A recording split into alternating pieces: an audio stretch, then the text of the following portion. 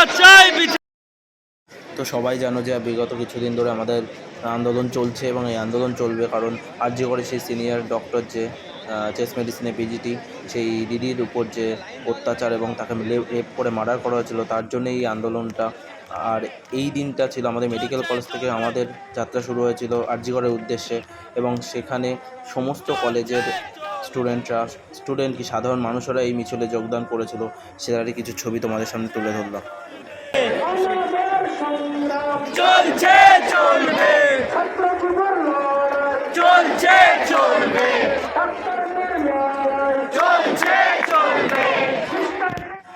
আর এখানে যে একটা পুষ্পদুল দাহ করা হচ্ছে যাতে শয়তানদের ধরা যায়, সেই শয়তানদেরকে এইভাবে পুড়িয়ে মারা উচিত।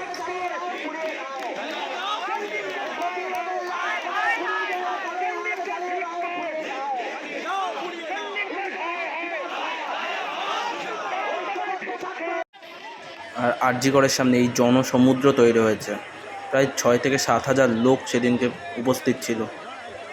আমরা সবাই আছি ন্যায় বিচারের দাবিতে।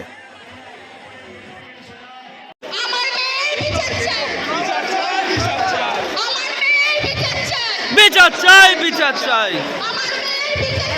বিচার চাই, বিচার চাই, শাস্তি চাই, শাস্তি চাই।